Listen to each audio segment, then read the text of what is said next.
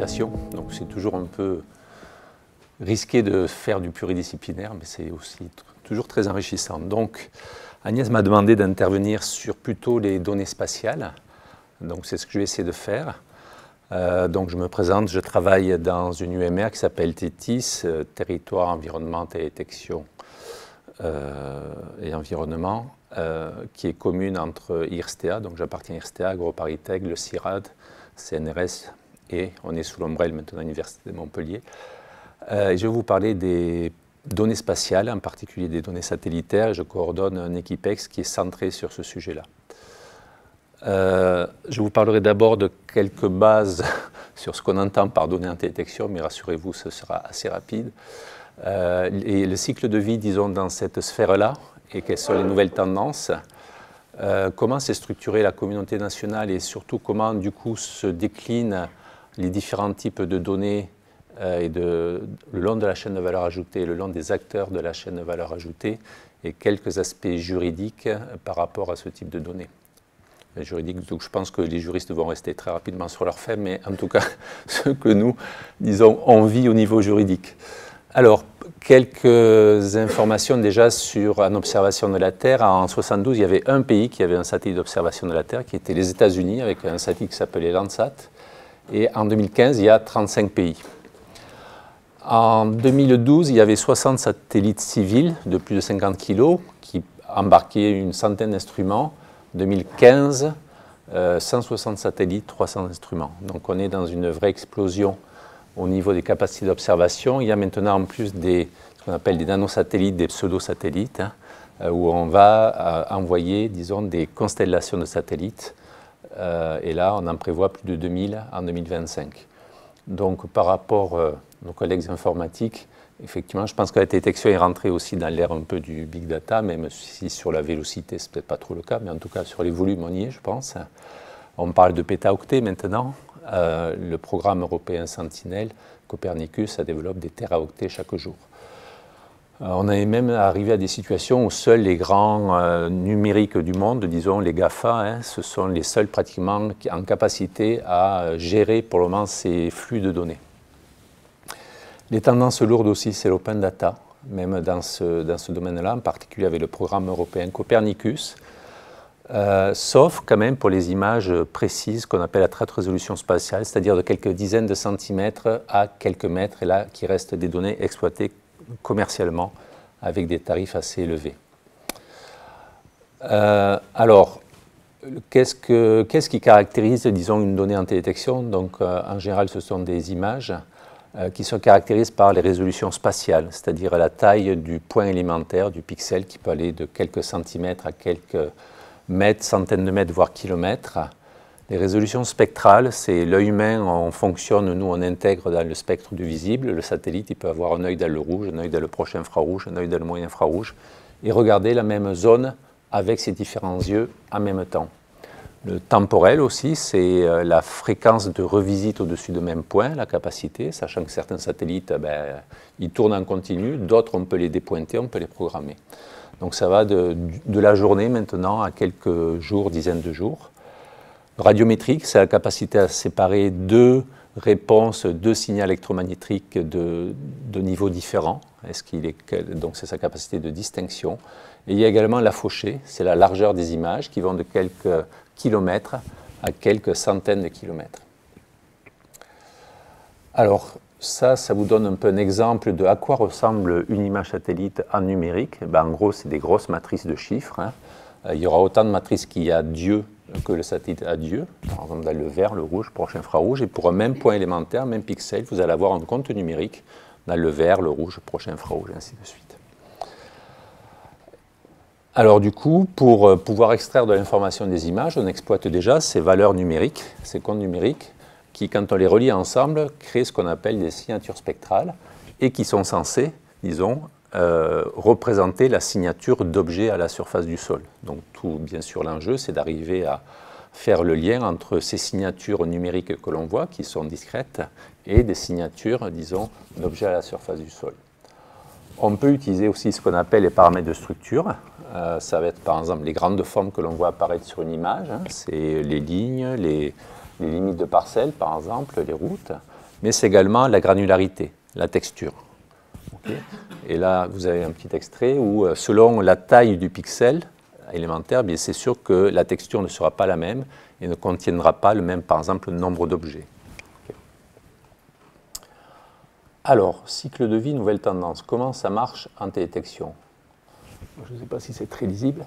En gros, on commence en haut à gauche. Donc, vous avez des satellites qui font des mesures, qui envoient, donc qui mesurent le signal électromagnétique réfléchi par les objets à la surface de la Terre et renvoient vers des stations de réception de la télémesure, du signal.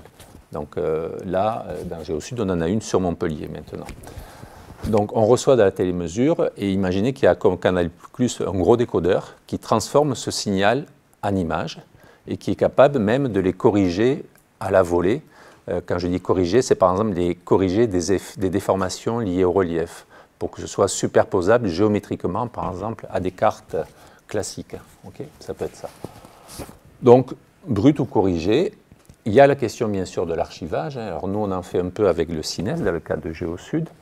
Mais c'est clair que les grands fournisseurs d'images, c'est leur patrimoine et c'est un stock, c'est un capital pour eux, et donc ils archivent de manière à pouvoir recommercialiser. Ensuite, bien sûr, au quotidien, on stocke, donc c'est là où ça prend de la place, même si on stocke, on catalogue, c'est-à-dire on produit des métadonnées sur chaque image qui tombe de manière à la décrire, quand est-ce qu'elle a été acquise, par quel capteur, ainsi de suite. C'est complètement normalisé, hein, c'est standards de métadonnées, et on a des interfaces utilisateurs pour pouvoir consulter les catalogues, visualiser et télécharger. De plus en plus maintenant, une tendance, bon bien sûr avant on recevait des CD, maintenant on télécharge, et de plus en plus ce qui se passe c'est du streaming, c'est-à-dire de l'accès en mode visualisation sans téléchargement, un peu comme de l'audio. Okay. De plus en plus maintenant on va accéder à des flux d'images en continu, mais sans forcément télécharger. Une fois qu'on a ça, après il y a tout ce qui est la sphère du traitement d'images. Donc ça, soit avec des logiciels qu'on a sur nos ordinateurs, soit de plus en plus grâce à des solutions dans le cloud, à travers le web.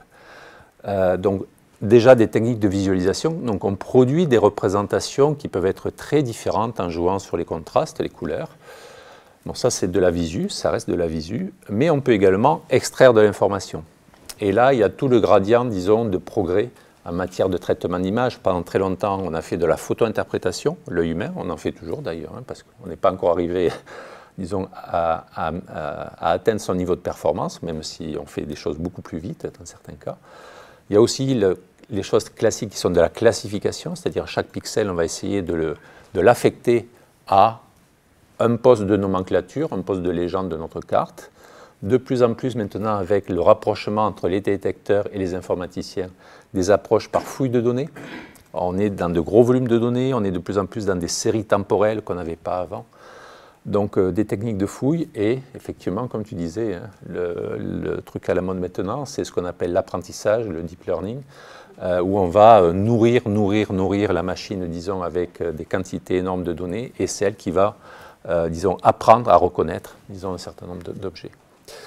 Donc, qu'est-ce qu'on sort comme produit? On sort des cartes, ça c'est la chose historique, des variables biophysiques, ça peut être par exemple l'humidité des sols, des indicateurs, par exemple quelle était la superficie artificialisée en hectares entre telle date et telle date, et on essaie de joindre à ça, bien sûr, des mesures de qualité.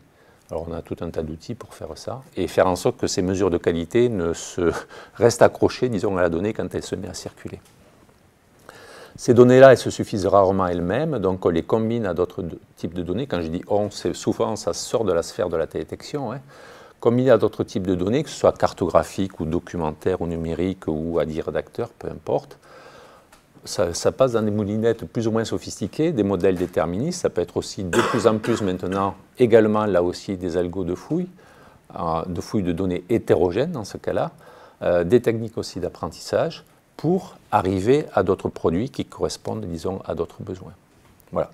Donc ça, globalement, c'est un peu le cycle en télédétection. Je vous montre un peu un exemple sur les nouvelles tendances sur les traitements à travers le web maintenant. Donc ça, c'est ce qu'on développe dans le projet Géosud. En gros, jusqu'à présent, il fallait le logiciel chez soi. Là, on va accéder en ligne à des fonctions de traitement, que ce soit des traitements élémentaires ou du traitement plutôt thématique, pour arriver à un produit thématique. On sélectionne des algos de traitement, on sélectionne nos images, on paramètre les traitements, on exécute, ça tourne par exemple au CINES sur des clusters de calcul, et on récupère les résultats. Okay. Donc ça, c'est un exemple sur la détection de coupes rases en forêt à partir de comparaisons d'images à 2 années différentes. Voilà. Donc on a développé des algos pour ça, ils ont été codés, optimisés pour travailler sur cluster et à travers le web, et ça fonctionne comme ça. Alors, c'est bien et c'est moins bien.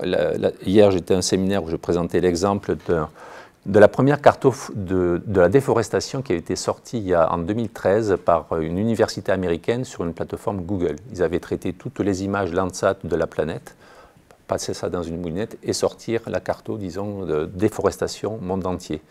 À part que l'année suivante, il y a eu, disons, un contre-papier par une université suisse qui a dit, nous, on a regardé à certains endroits, et votre déforestation, c'était en fait, c'était pas de la déforestation. Les endroits où vous disiez que la forêt, c'est pas la forêt, c'est des nouvelles plantations, des plantations d'ananas, ainsi de suite, ou des plantations de palmiers. Donc il y a aussi un peu ce risque-là, effectivement, de la puissance de calcul, de la facilité à accéder à des produits dont on ne maîtrise pas, disons, la chaîne de fabrication, et puis hop, ça part, disons, de l'espace numérique. Autre tendance aussi lourde, c'est ce qu'on appelle la détection de la géométrie contributive. J'ai vu qu'on en a un peu parlé, hein, tu en as parlé tout à l'heure. Cet après-midi, il y aura des choses aussi là-dessus. Donc ça se développe de plus en plus, c'est-à-dire ce ne sont pas uniquement les experts qui extraient de l'information, mais de mettre à disposition des outils et pouvoir faire travailler des communautés à partir de ces images, dans la limite, bien sûr, de leurs moyens. Là, c'est un exemple, disons, de détection de changements dans de l'occupation du sol avec un outil très simple développé par IGN et qui avait été utilisé par du personnel de la métropole de Toulouse pour mettre à jour l'occupation de leur SCOT, leur schéma de cohérence. Alors, ce n'est pas les derniers maillons de la chaîne, après il y a les professionnels de l'information géographique qui finalisent ce type de données, mais ça se développe de plus en plus. La structuration de la communauté. Là, je passe très vite. À Montpellier, en 2010, à peu près, on a lancé l'équipe ExGeoSud avec beaucoup de partenaires qui sont autour, d'ailleurs, dans cette salle. Hein. Donc, il y a à la fois un volet acquisition d'images, avec une station de réception, un volet développement d'algorithmes, et ça a vocation à se généraliser, de la formation, une structuration d'une communauté nationale qui maintenant rentre dans un cadre plus large, un pôle national, et puis des services, notamment numériques, avec, que ce soit sur de l'archivage ou du calcul de performance, et un portail d'accès. Alors, juste parce que je voulais faire le lien après avec des questions un peu de chaîne de valeur ajoutée.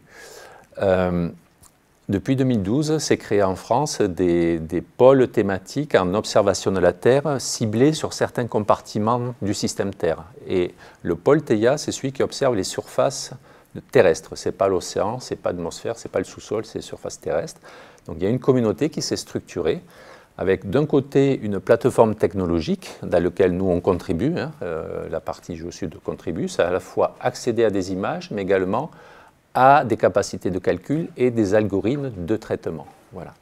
Et d'autre côté, il y a eu la structuration de la communauté nationale, je vais insister uniquement sur le premier, les centres d'expertise scientifique, c'est-à-dire c'est les labos qui bossaient sur les mêmes produits en détection qu'on a regroupés ensemble, à charge à eux de développer les meilleurs algos possibles dans leur domaine de spécialité. Et ces algos ensuite ont vocation à être versés sur la plateforme de produits de services, soit pour fabriquer des produits qui sont directement mis à disposition, soit pour être accessibles en tant que service de traitement par ceux qui voudraient faire du sur-mesure, disons. Donc, ce que sort TEIA, ce sont les CES de TEIA, ce sont des produits dits qualifiés par la communauté scientifique, qui ont été validés scientifiquement et ensuite, entre guillemets, industrialisés sur des plateformes de calcul. Alors, qui sont les utilisateurs de la communauté TEIA? Il y a à la fois les scientifiques, des télédétecteurs, mais pas que, loin de là, des services de l'État, des collectivités, des associations, et il peut y avoir aussi du privé pour faire, disons, de la prestation pour du public ou pour faire de la R&D privée sous condition. Donc c'est une mixité, disons, de la communauté. Un exemple de produit, ça c'est les couvertures nationales qu'on fait depuis 2010 maintenant. des couvertures homogènes, je dis des produits qualifiés, typiquement il y a IGN qui est chargé de faire la correction géométrique de ces images de manière à garantir leur superposition dans le référentiel national cartographique.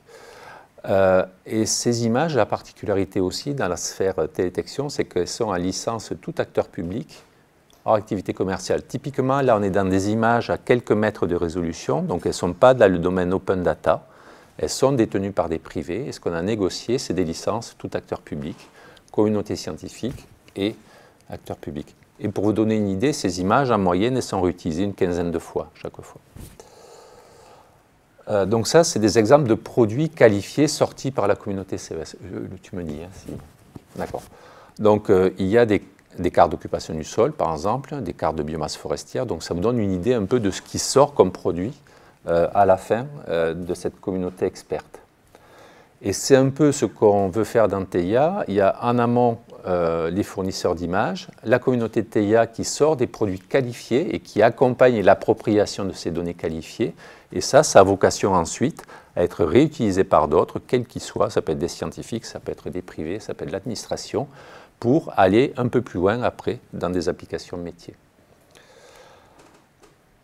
Alors, beaucoup de choses, beaucoup de mouvements aussi dans la communauté de détection en matière d'innovation de transfert vers l'aval. Il y a eu, c'est très longtemps resté très techno, dans la sphère techno, ça se suffisait à lui-même. Et là, depuis quelques années, depuis 2-3 ans, ça a beaucoup bougé pour aller aussi vers l'aval, ce qui pose aussi des questions en matière, disons, de juridique.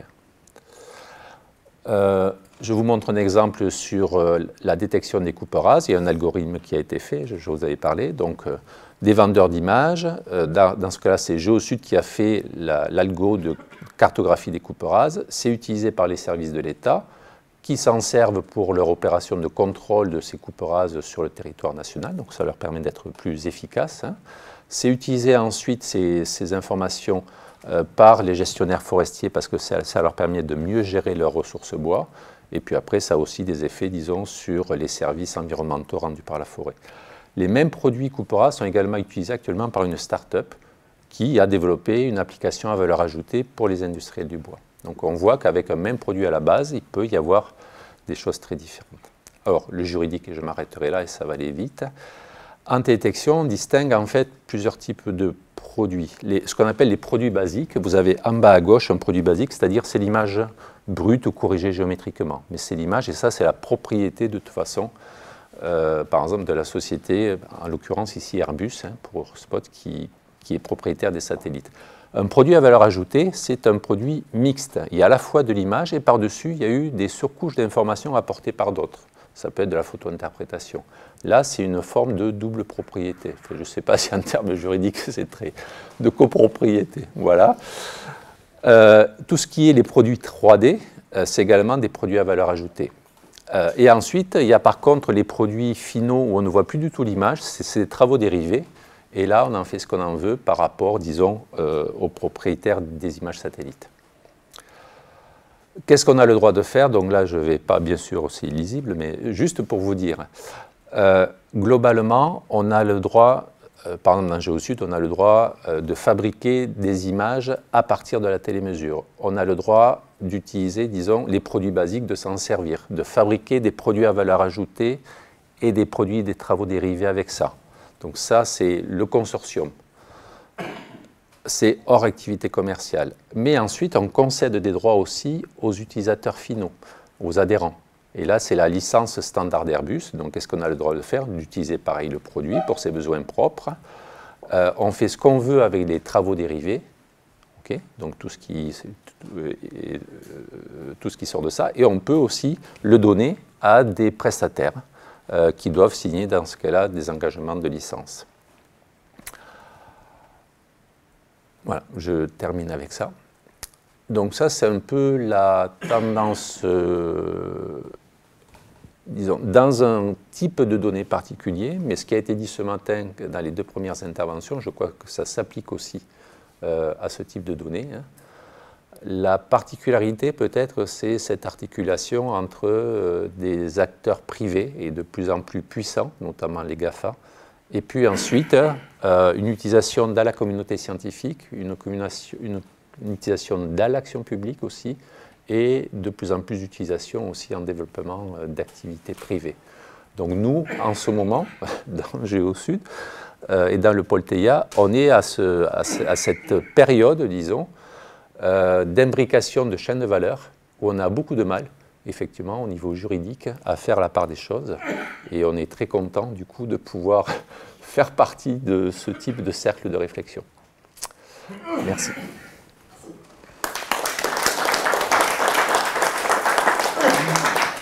Merci Pierre. Tu as parlé de l'imagerie télédétection et de l'importance finalement du partenariat privé-public, en particulier le fait que les satellites, d'une certaine façon, ne sont pas dans nos mains. Et cette problématique existe en agriculture où de plus en plus de capteurs sont installés sur les tracteurs, par exemple, deviennent des formes de satellites rover. Tu as peu parlé justement par exemple, des questions des drones, qui est une nouvelle forme d'imagerie. Alors, ce n'est pas satellite, certes, mais qui se multiplie avec des services privés. Et est-ce que tu peux en glisser deux mots en comparaison, je dirais, oui, de ce modèle que tu as développé?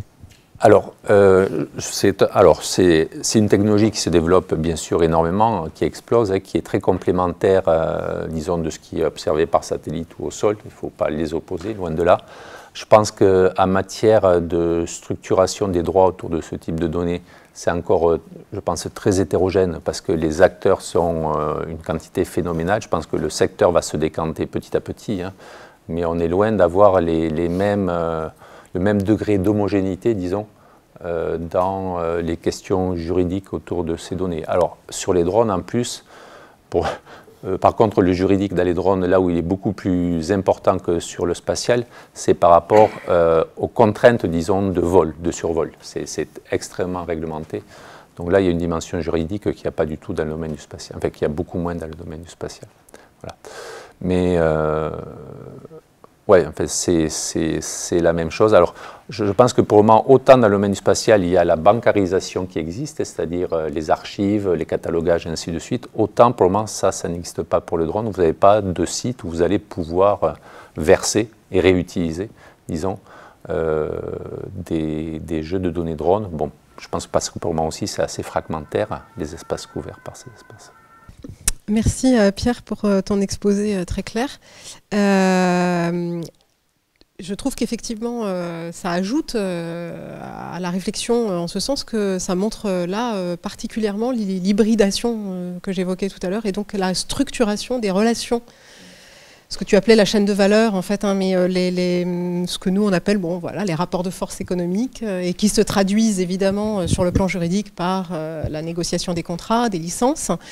Et c'est un bel exemple, je trouve, de justement cette mixité, en fait, hein, et de la complexité même des acteurs qui complètent en fait ce qu'on disait déjà ce matin, tout à l'heure. Dans le sens où il y a de la production de données, qu'elle elle est analysée, traitée, etc. Et puis que ça revient aussi. Hein, et ça peut revenir ça va du public vers le privé, mais le privé peut revenir vers le public quand il y a on répond à des commandes ou à des appels d'offres. Et donc avec comme ça une espèce on parlait de cycle, mais en fait de continuum en fait, hein, dans l'utilisation des données qui ont été entre-temps enrichies, quoi. Ouais. Et ça, je pense que c'est un exemple du coup d'une complexité, évidemment, qui se traduit après sur le plan juridique. Oui, Alors bon, ça c'était l'observation. Juste une petite question. Est-ce que tu as le sentiment qu'à un moment donné, la question de la propriété est une vraie question, finalement? Dans ce rapport hein, relationnel, hein, dans ces relations entre différentes structures publiques et privées. C'est une vraie question que je me pose. En fait. Oui, il me semble que c'est plus la question centrale, c'est plus la répartition de la valeur ajoutée, enfin, de la valeur ajoutée qui se propage tout au long d'une chaîne. Et l'enjeu, je pense, c'est que chacun arrive à y trouver un peu son compte là-dedans. La propriété, tu vois, par exemple, on n'est pas propriétaire des images à la base, mais ça ne nous empêche pas de vivre, loin de là. On arrive, disons, à négocier par les contrats. Ça, je pense que pour moi, c'est plus la question de comment se répartit la chaîne de valeur ajoutée. Et dedans, on retrouve la recherche, il ne faut pas l'oublier, parce que la recherche, il y a la question du financement de la recherche aussi, qui est un point important. Et de plus en plus, on nous oblige à travailler avec des partenaires soit publics, soit privés. Il y a bien sûr les partenaires publics, et là, dans la chaîne de valeur, il y a aussi tout ce qui est en quoi on contribue à améliorer l'efficacité de l'action publique. Et ça, on a trop tendance à l'oublier en ce moment, ça. Et la troisième chose, bien sûr, dont on parle en permanence, c'est le développement d'activités économiques, que des entreprises privées puissent développer de l'activité à partir de ça. Mais ce n'est pas l'un au détriment de l'autre. Et je pense que c'est la difficulté à l'heure actuelle, c'est de trouver cet équilibre, disons, en sachant que la tendance lourde, y compris Copernicus, l'Europe, hein, c'est vraiment développement économique. Et les GAFA, vous comprenez bien aussi que c'est pas le... C'est aussi ça. Donc, il faut faire valoir, disons, la place de la recherche et le financement de la recherche, et également l'action publique. Il ne faut pas croire que, du coup, c'est l'action publique qui va être la vache à lait, disons, du développement économique ou d'entreprises privées, parce que dans ce cas-là, c'est le cercle infernal, quoi, on n'en sort jamais, quoi. Donc c'est plutôt finalement les usages qu'on peut faire à chaque fois des données qui ont été plus ou selon l'époque à laquelle on se situe dans le développement des données, finalement plus ou moins enrichi, plus ou moins... Oui. C'est-à-dire l'usage qu'on peut faire à chaque fois, finalement. Exactement. C'est ça qui où on se place là-dedans, en sachant qu'on peut être un acteur intermédiaire, voilà. Ou même un acteur final. Et dans les acteurs finaux, il peut y avoir différents acteurs d'un même produit final ou de produit intermédiaire. Donc c'est vraiment quelque chose qui part en s'élargissant et en se complexifiant à partir d'une même donnée au départ.